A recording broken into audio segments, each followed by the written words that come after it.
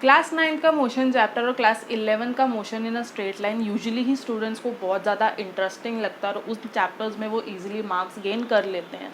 But दोनों ही chapters में एक ऐसा टॉपिक है जो कि या तो बच्चों को बहुत ज़्यादा कंफ्यूजिंग लगता है या फिर वो उस पर्टिकुलर टॉपिक को ज़्यादा इंपॉर्टेंस ही नहीं देते हैं। तो आज बेसिकली हम वही टॉपिक करने वाले हैं जिसका नाम है ग्राफिकल रिप्रेजेंटेशन ऑफ मोशन, जो कि क्लास 9 और क्लास 11 दोनों के लिए बहुत बेनिफिशियल है। And I can assure you, अगर आप वीडियो पूरी देखते हो तो आपकी सारी ही confusion related to this topic दूर हो जाने वाली है। तो hello and welcome to prolific classes, I am Mansi Das और आज हम कर रहे हैं class 9th and class 11th का एक कंबाइंड टॉपिक जिसका नाम है ग्राफिकल रिप्रेजेंटेशन ऑफ मोशन, जिसमें बेसिकली 4 तरह के ग्राफ्स हम पढ़ने वाले हैं। That is distance time graph, displacement time graph, speed time graph and velocity time graph.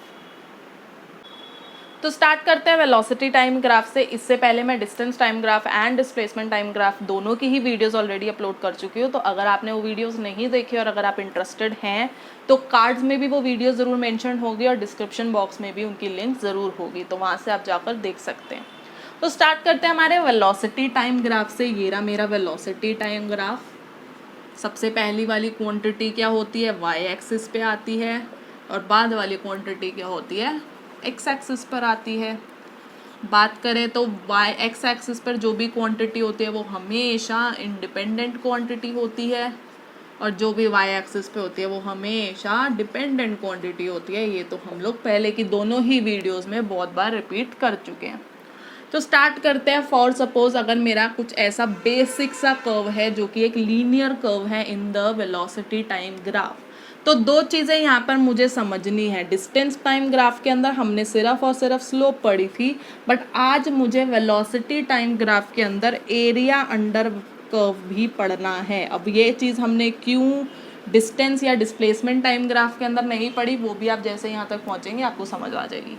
Clear? तो स्लोप क्या होती थी, Y quantity upon X quantity. Y quantity क्या है मेरे वेलोसिटी टाइम ग्राफ के अंदर, दैट इज एक्चुअली वेलोसिटी, और एक्स क्वांटिटी पे क्या है, टाइम है। तो वेलोसिटी अपॉन टाइम, या फिर थोड़ा सा इसको मॉडिफाई करो तो change in velocity upon time क्या होता था, एक्सेलरेशन होता था। तो चेंज इन वेलोसिटी भी तो एक तरह की वेलोसिटी शो करती है। तो that means slope of velocity time graph gives you the acceleration. अगर मुझे किसी पॉइंट ऑफ टाइम पर वेलोसिटी टाइम ग्राफ में से एक्सेलरेशन फाइंड आउट करनी है तो मैं उस पॉइंट पर उसका वाई और एक्स डिवाइड कर दूंगी, मतलब वेलोसिटी और टाइम की वैल्यू डिवाइड कर दूंगी, और वही पर्टिकुलरली मेरे को क्या देगी, मेरे एक्सेलरेशन की quantity. Right? Next is area under the curve. For suppose ये मेरा कर्व है, ऑब्वियसली मैं यहाँ तक का मोशन देख रही हूँ जो कि फाइनल है, ये टाइम t तक उसने कवर करा है, और वेलोसिटी मैं ले रही हूँ v है मेरी फाइनल वेलोसिटी। तो मुझे एरिया अंडर द कर्व, ये कौन सी शेप बन रही है, ये शेप बन रही है ट्रायंगल की। तो area under the curve of triangle shape क्या होगा, एरिया इस ट्रायंगल का क्या होता है, half into base into height. Right? अब यहाँ पर देखूँ हाफ तो चलो कांस्टेंट, हम उसको इग्नोर फॉर नाउ कर सकते हैं। बेस की बात करूँ तो इस ट्रायंगल का बेस मुझे क्या दे रहा है, टाइम दे रहा है, इंटू इस ट्रायंगल की हाइट मुझे क्या दे रही है, वेलोसिटी दे रही है। तो अगर मैं इस पूरे को हाफ से भी मल्टीप्लाई कर दूँ तो भी मेरे पास क्वांटिटी कौन सी आएगी, टाइम इंटू वेलोसिटी आएगी। और मुझे पता है टाइम इंटू वेलोसिटी क्या होती है, डिस्प्लेसमेंट होती है।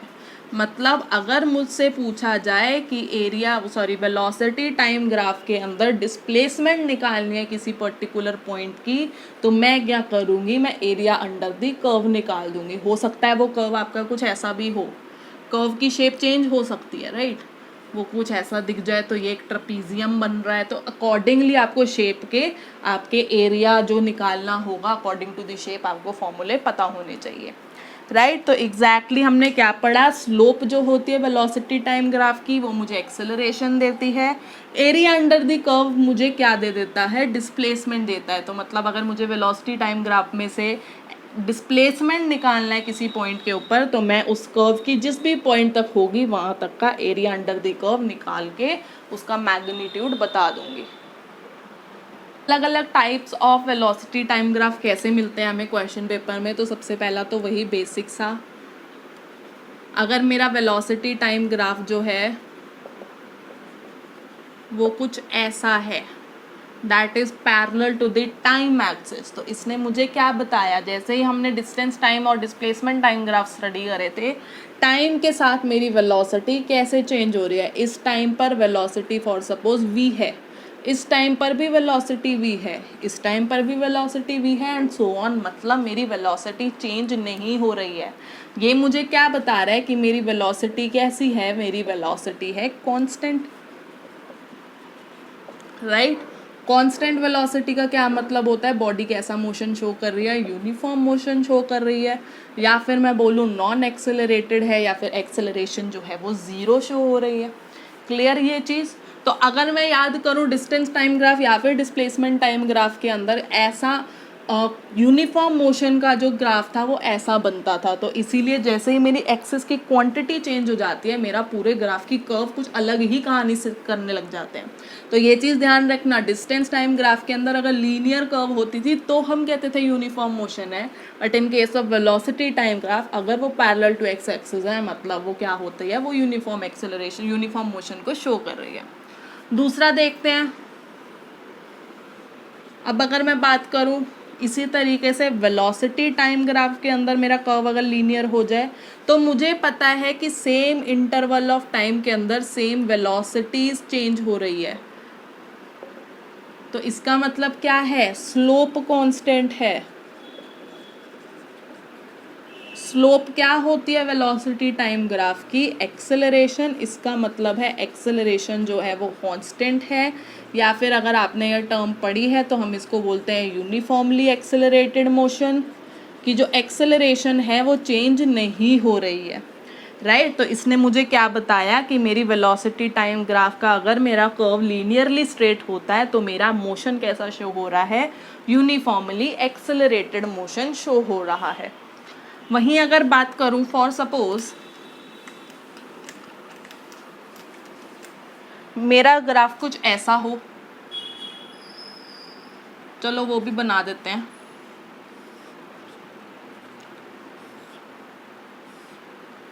ये मेरा वेलोसिटी टाइम ग्राफ, ये भी मेरा वेलोसिटी टाइम ग्राफ। इन दोनों के अंदर अगर मैं देखूं तो मुझे दिख रहा है कि मेरी कर्व जो है वो लीनियर है, क्लियर।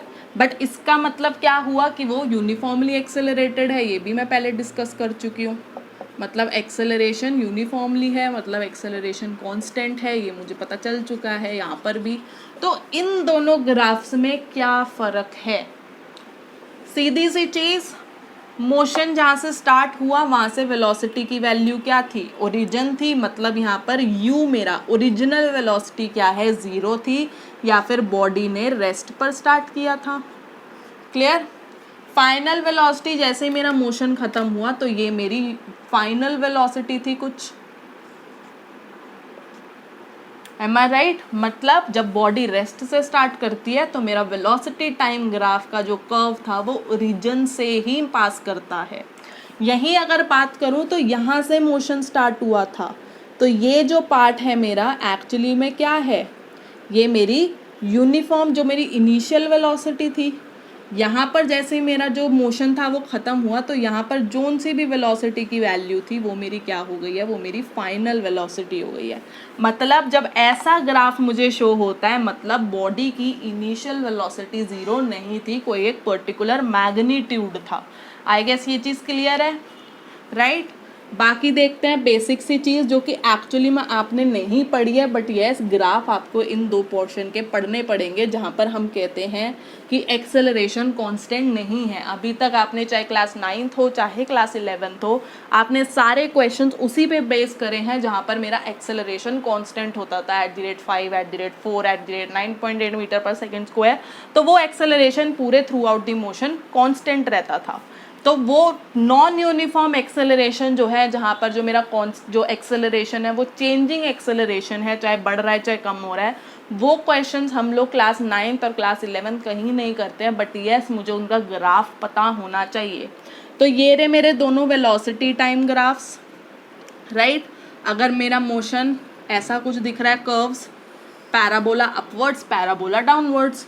तो अगर मैं डिस्टेंस टाइम ग्राफ की बात करूँ तो parabola upwards was given me as positive of acceleration, right.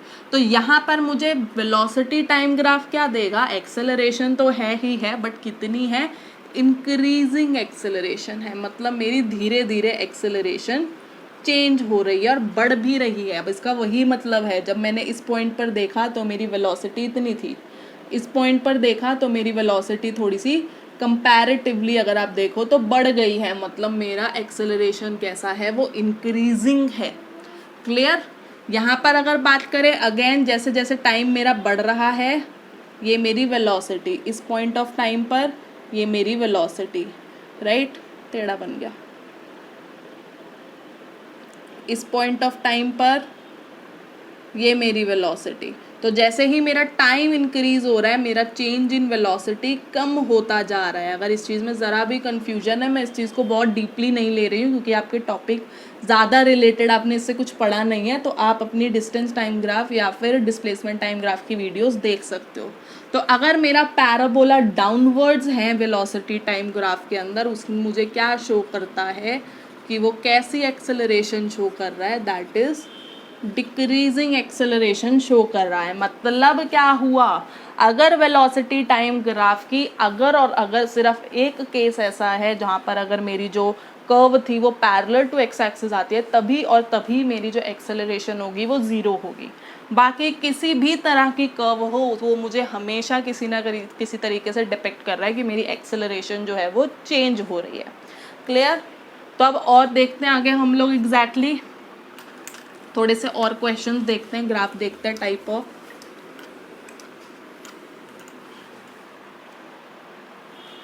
Again displacement time graph में भी हमने कुछ ऐसा सा ग्राफ पढ़ा था, ये मेरा वेलोसिटी टाइम ग्राफ में भी हम कुछ वैसा सा ही ग्राफ पढ़ रहे हैं, राइट। तो यहाँ पर अगर मेरा कर्व ऐसा कुछ हो कि इनिशियल वेलोसिटी कुछ बड़ी वैल्यू थी और फाइनल वेलोसिटी मेरी कितनी है, ज़ीरो हो गई है, राइट। तो ये मुझे क्या बता रहा है कि मेरी बॉडी कैसे एक्सेलरेशन शो कर रही है, मेरी बॉडी यूनिफॉर्मली रिटार्डेशन शो कर रही है। यूनिफॉर्म मतलब एक्सेलरेशन या फिर रिटार्डेशन की वैल्यू करूँ तो नेगेटिव ऑफ कांस्टेंट है, नेगेटिव एक्सेलरेशन शो कर रही है और उसी को हम बोलते हैं नेगेटिव स्लोप शो कर रही है, अगर ऊपर से लेकर नीचे तक जा रही है। यही चीज़ जब हमने डिस्टेंस टाइम ग्राफ के अंदर पढ़ी थी तो हमने इस ग्राफ को नॉट पॉसिबल दिखा दिया था। यही कर्व जब हमने डिस्प्लेसमेंट टाइम ग्राफ के अंदर पढ़ी थी तो हमने कहा था कि भाई उसकी जो पोजीशंस थी या फिर बोलो तो डिस्प्लेसमेंट जो थी वो उल्टी जा रही है, मतलब अब वो जो पर्सन था या जो बॉडी थी वो कहाँ जा रही है, वो अपने ही पाथ पर उल्टा वापस जा रही है। बट वेलोसिटी टाइम ग्राफ के अंदर उसने मुझे क्या बता दिया कि वो यूनिफॉर्मली रिटार्डेशन शो कर रही है। कैसे यूनिफॉर्म ने तो मुझे लीनियर वाली चीज़ ने बता दिया कि मेरी एक्सेलरेशन शो हो रही है, वो भी कांस्टेंट शो हो रही है, और क्योंकि मेरी इनिशियल वेलोसिटी कुछ मैग्नीट्यूड था और फाइनल ज़ीरो थी, इसलिए मतलब body at the end stop हो गई। क्लियर हुई ये चीज़। बहुत इंपॉर्टेंट टॉपिक है ये, बहुत ज़्यादा इंपॉर्टेंट ग्राफ है आपका। वहीं अगर मैं बात करूँ जैसे हमने उसके अंदर भी किया था, अगर यही चीज़ आगे कंटिन्यू हो जाती, राइट, नेगेटिव ऑफ क्वाड्रेंट के अंदर अगर ये चला जाता तो क्या होता, ये तो मुझे अभी भी पता चल रहा है कि यूनिफॉर्म रिटार्डेशन है, नेगेटिव स्लोप है, एक्सेलरेशन जो है वो कांस्टेंट है, ये तो मुझे पता चल रहा है अभी भी।